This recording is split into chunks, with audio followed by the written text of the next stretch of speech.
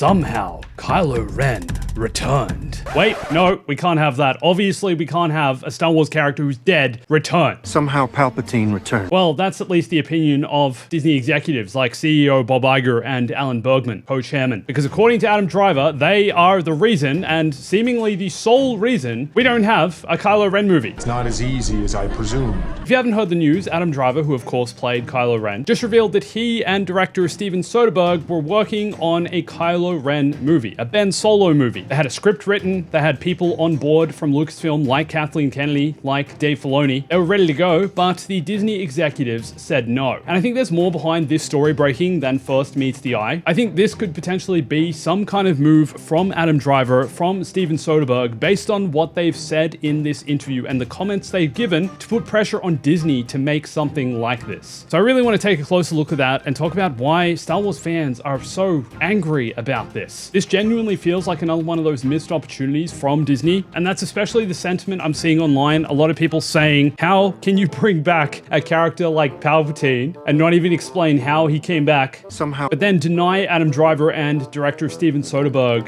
a Kylo Ren film? And just like most things in Star Wars recently, it doesn't make much sense to me. Hey everyone, it's Andrew. Now, I think Adam Driver's comments about this whole situation are quite interesting, and it feels like there's some external motive. He says that he's able to talk about it now. I assume because enough time has passed. He said he's been in talks about doing more Star Wars since 2021, and I always was interested in doing another Star Wars. But he also might just be trying to create some buzz around the project and potentially put some pressure on Disney to greenlight this thing and actually get it made. The movie was to be called The Hunt for Ben Solo, which I think is an interesting title. I'm not sure they should stick with that if they were to release this. And he says, but it's no more, so I can finally talk about it, meaning it's entirely shut down. And they're no longer, I guess, even looking at developing the project. Or is he? That's the real question here. Let's dig in a little further.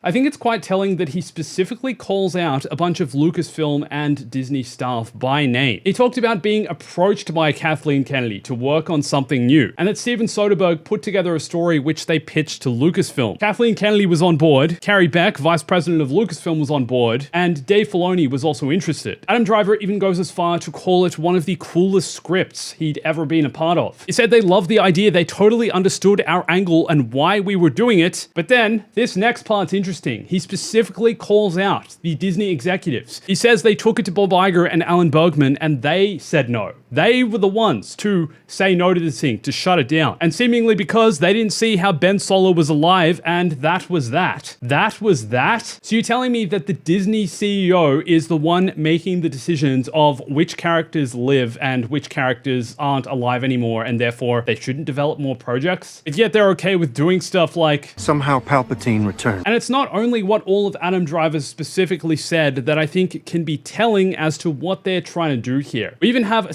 statement from Steven Soderbergh about the project. He said, I really enjoyed making the movie in my head. I'm just sorry the fans won't get to see it. And it's this kind of statement that I think is what's getting us all together, getting me to make videos like this and kind of spread the word about why they're not making this project and why maybe they should be. I'm not necessarily saying it's the greatest idea and the greatest narrative idea to bring back Ben Solo, but I think a lot of people would agree, no matter what you think of the sequels, Adam Driver's performance as Kylo Ren and Ben Solo is one of the standout features of the sequels. And I think there'd certainly be some ideas to explore as to, number one, how he survived, number two, the path he'd gone down with the dark side, and also the juxtaposition of his character to Darth Vader. I feel like there's so many narrative elements to explore here. In a lot of ways, Kylo Ren was living in the shadow of Vader, aspiring to be more like Vader, I guess you could say, and follow in his footsteps. And I think there's a lot more questions around the morality of this that could potentially be explored in a Kylo Ren Ben Solo film that weren't explored in the sequels. There's certainly a lot of material there. And it seems like based on what they're saying, they did have a cool story, a cool idea, and a cool script.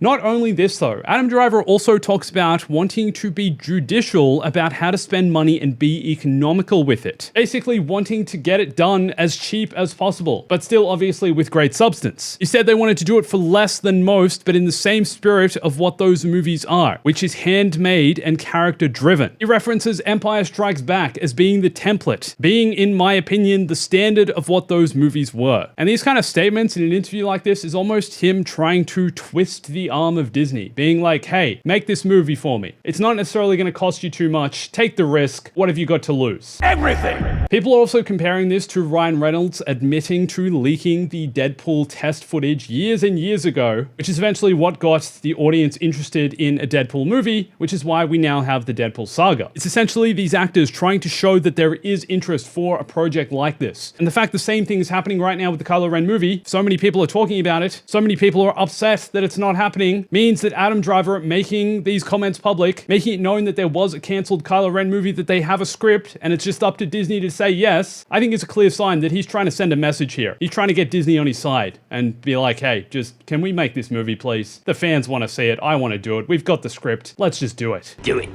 I think also the fact he's got Steven Soderbergh on his side, a highly respected, successful director. Over the years, he's had so many successes with Ocean's 11, Erin Brockovich, Contagion, Magic Mike. Some people are saying it definitely wouldn't make sense to bring back Kylo Ren, considering the ending he was given in The Rise of Skywalker. I really don't think that matters, honestly. I mean, they brought back Palpatine, they brought back Darth Maul, they brought back Boba Fett. Like a bantha. Why are we drawing the line at Kylo? I'm looking forward to having some real talk with some real folks. Adam Driver, big, successful AAA Star Wars Hollywood actor. Steven Soderbergh, hugely successful Hollywood director. Both want to make a Star Wars movie, got the script ready. Disney, let's do it, man. What have we got to lose? Exactly.